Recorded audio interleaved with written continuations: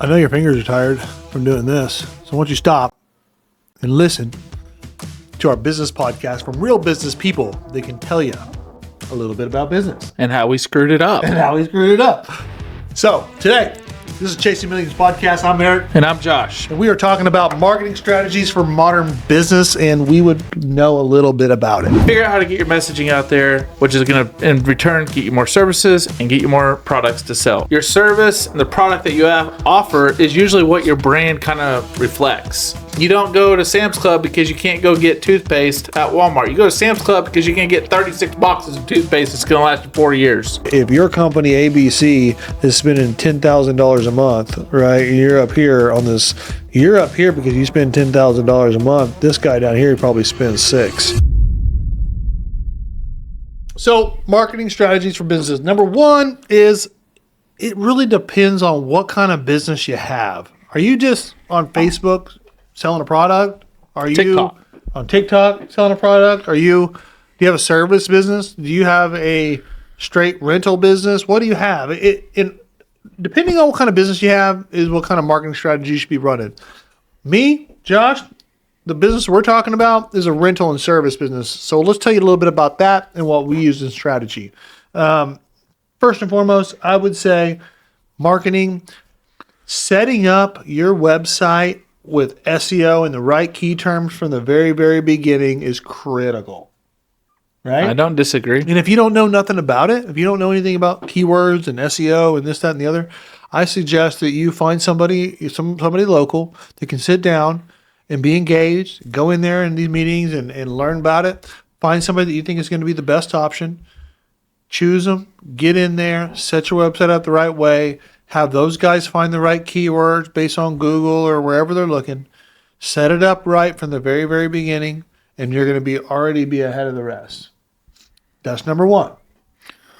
We got a number two, and let me continue. Well, I think the website's a thing that you probably need in the future, but I think there's a lot of things nowadays that you don't even have to have a website on. There's a lot of people that sell a lot of money on TikTok Shop, and they have nothing. You're right. I'm talking about what I know. And there's some, you can also use other people's platform, Amazon being one of them, right? Yeah, you can do what do they call that? This is why I think marketing and advertising is so unique, and there's so many different ways and directions you can go, and there's so many ways you can get scammed, SEO being one of them. You can, yeah, because it's not really, you don't have an easily tangible result that you can see. Exactly. It takes time, and the algorithm's got to pick it up, and you've heard lots of all the little funny lingos that the marketing guys use, but I am a proponent for it. I'll say that, right? And there's lots of funny ways you can do it depending on what kind of business you have. But what I'll tell you is that in my world, SEO is good. You got to set it up right? You have to understand and do your ads on Google or Facebook, depending on what it is you're selling or what you're trying to market. And you got to be careful because, I'll give you an example. We have a competitor that's suing us. Yep. And he's suing us because our ads look just like his ads, or his ads look just like our ads. And let me make one thing clear. That was never the intention. It was, hey, my contractor that does my ads, hey, let's maybe some ads for dumpsters or containers or whatever. There's only so many ways you can advertise the same product, right? Without saying the same keywords. But at the end of the day, listen, whatever you're pushing, there's so many different ways to push it. And I'm a firm believer, use all platforms, right? Because there's so many different generations. I know we're Facebookers, right? My daughter doesn't even get on Facebook. She's like, Facebook, crazy. That's old school. Crazy to me. They have things on there nowadays, I don't even know what it is. I'm still trying to figure out TikTok. But my point is, I always like to use all platforms. I think you have to use all platforms. We use all platforms on Chasing Millions. So if you do like our show, we're on all different types of platforms from Instagram and TikTok and Facebook and YouTube and whatever else we're on, right? Yeah. But getting your message out there. What is marketing and advertising? You got to ask yourself that, number one. What is marketing and advertising? It's getting the message you want to be heard out there in a lot of different ways, right? Hey, that was good. So figure out how to get your messaging out there, which is going to, in return, get you more services and get you more products to sell. So How do we do that? We do social media, we do website, we do brochures, we do pins that say on call on it. There's so many different ways you can market and advertise it, but at the end of the day, push your product and you have to push them through all. There's not any one good avenue. There's not any good one matrix that you're going to know how exactly what your rate of return is. I've tried it 1,000 different ways. I don't know if I go hand this pin out to somebody that some CEO, somehow he's going to get a pin in his hand somehow and be like, man, on call, and I'm going to get a call one day randomly and he's going to order $1 million in product from me. I don't know those things. Yeah, I mean, I agree with what you're saying. But you can't put some metrics in place. I was going to say, you can put metrics in place, and we do now. But there's a big difference between putting money to branding, right? Like you see in like these pins, right? Or a sticker on the side of a product that you're selling or something to that effect. Those are a little harder to understand your rate of return on those. But I mean, doing advertisement and marketing correctly, you have to be utilizing the big two, right? Well, let's talk about branding. You just mentioned branding. That's one of our topics we want to talk about today. Let's talk about branding. Okay. But Good. when you think of Walmart, what do you think of? I think of they have everything and it's cheap as shit. Yeah. Right? When I think of Target, what do you think of? It's one step above Walmart. My wife loves it.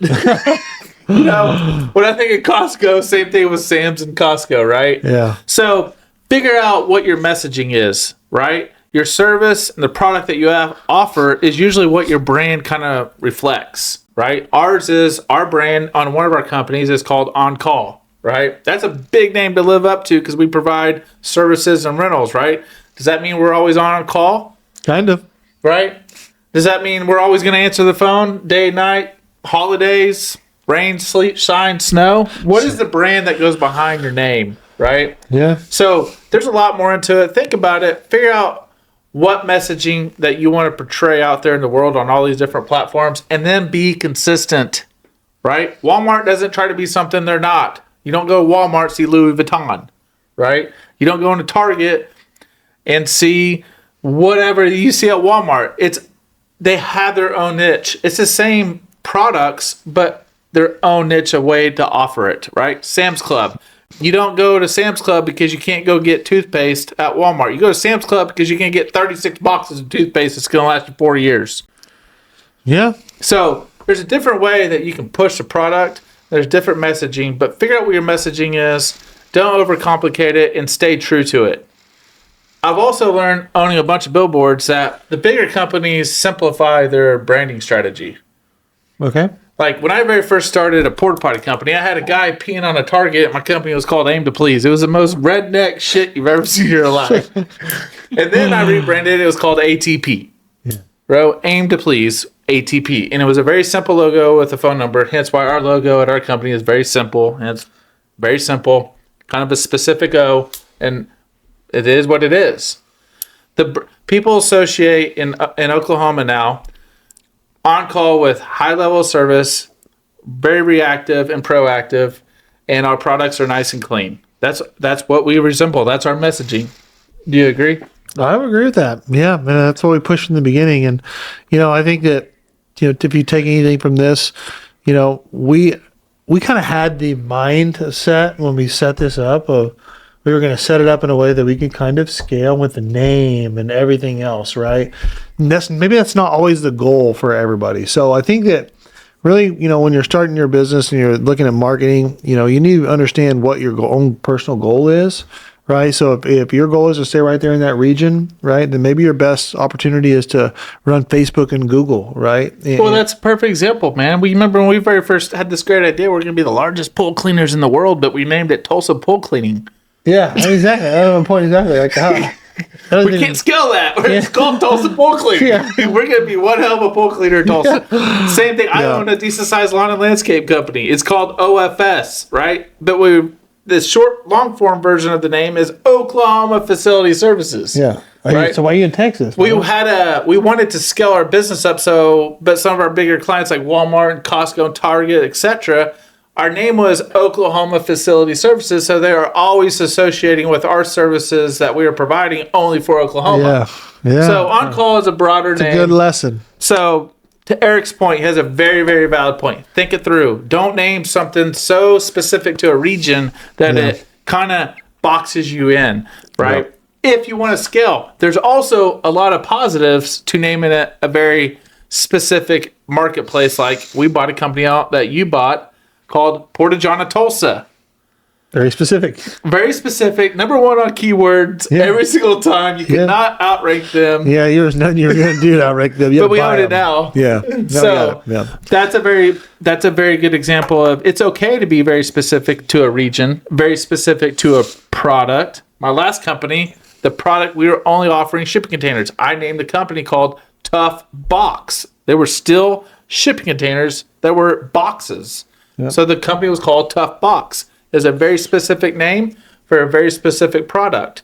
Yep. I didn't use Tulsa Tough Box. I used Tough Box because I wanted to go scale it nationwide, which we did. We were super regional, but that's an example, right? Ours here is called On Call.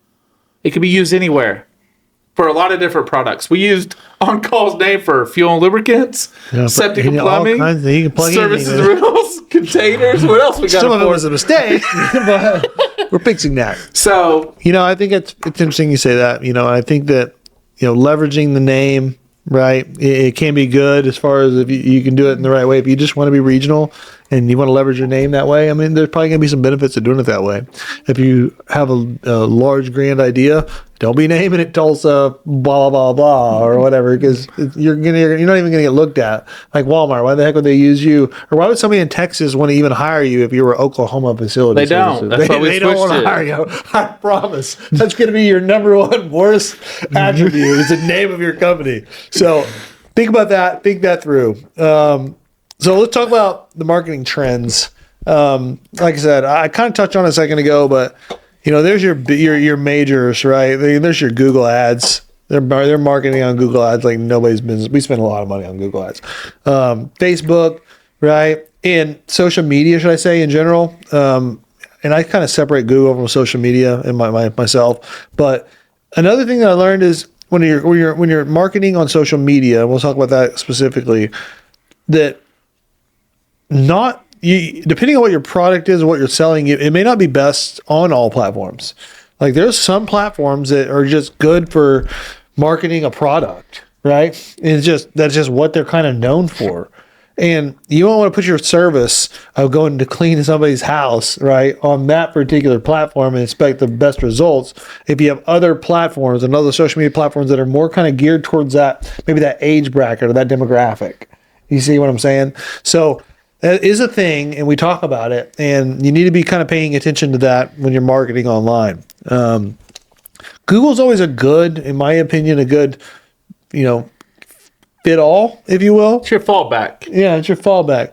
And you can spend, $100 a month to $10,000 a month. And Google will, in some respect, the amount of dollars that you are spending per day kind of equivalates to where you're ranking at in that page on that sponsorship. Meaning if your company ABC is spending $10,000 a month, right, and you're up here on this, you type in this particular keyword and all these people come up.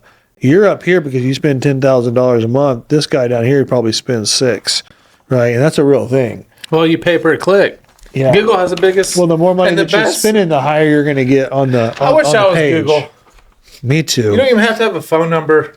Me too. I wish I was. You get paid per click. We're not. And we're still here grinding with a podcast and don't be afraid to try something different. We're doing a podcast. This is not what we do. We're in the service and rental business, right? We rent and service various different types of assets, from real estate to porta potties to whatever, right? Yep. But don't be afraid to try something different. We're trying a podcast right now. This is not who we are, right? But we're having fun with it. You can try it, see if it works. If it's not for you, try something different. Yeah. But constantly push yourself to get yourself out of the norm, right? If you find something that works, stick with it. Yep. Right? Don't go make major changes. So, and sometimes you got to try a lot of things before you find one that works, right? I don't disagree. And I've been playing with this marketing thing for a long time, and I'm not saying I'm like some super expert, but like I said, depending on the business line that you're in, right, there's going to be some certain parts of social media, and certain parts of Google, and certain parts of branding and things that you're going to need to kind of wrap all in and wrap your head around and make sure that you're doing that on all fronts in some capacity. So look at it, spend the time. It's worth your time to look at Google, figure out the ins and outs of it on the ad platform. Look at Facebook, look at Instagram, look at LinkedIn, whatever one may be the best one for you, or maybe you're doing on all of them. But what I'm trying to tell you is that marketing is real. You can get real dollars if you're doing it right. You need to be spending time on it. You need to understand it at least a little bit so that you can speak the lingo. And you have to spend money on it. You do. It's You have not to. free. No platform is going to allow you to be all over their page without paying them. That's just the facts. Yep. Hey, but another thing too, and we'll end it with this one, is with having all these platforms and having all these resources, all these platforms have data points behind it. That's what's so neat about today in 2024 of why it's so cool to be in the marketing and starting a new business. Because back in the day, you wanted to have a business name with an A, because you're at the top of the page, right? That's right. That's why my company is called Aim to Please, right? You wanted to be at the top of the yellow book, right? Yellow book. My kids don't even know what a yellow book is. Nope. Right? Everything's on Google, Google Maps or whatever. So there's so much data that you can specifically target the end user from age and demographic and income and whatever it may be. You can target that end user. You can push that product on them. And if you have enough money, you can push it to the masses. So, timer. But so to end it with this is you have to have marketing and advertising. You have to have a consistent messaging across all platforms, right? You have to have a consistent branding strategy, and you have to have what? You have to have dollars put in place to spend on it, because nobody's going to allow you to do it for free. That's just the facts. Yep. And, as you get into the marketing world and spend dollars on it, it's very difficult to do, but you need to figure out how to understand your return on your marketing spend, depending on what category you're putting money in, right? So very, very important. It is kind of complicated, but be looking at marketing. It's a very, very useful tool. Spend your time, if you're a business owner, learning a little bit about it. Make sure you're utilizing it to the best of your abilities, and you won't regret it for sure. And if you haven't, Subscribe. like and subscribe. We need you guys to like and subscribe. We follow a lot of you guys. And if you guys have your own podcast, I'm always looking for some advice myself, right? And we listen to a lot of podcasts ourselves. So if you have a podcast and you want us to watch it, hey, we're always looking to find the next new thing. And we're always watching various different videos and podcasts. So send us your podcast. The Death Scroll. Hey, and if you have, one last thing, if you have things and certain techniques that's worked for you, comment below. We want to know those things, right? We're humble people. We're not doing everything perfectly. We know that. So if you have something that's worked for you in the past, or up and coming platform or whatever, comment down below and tell us about it. Yep.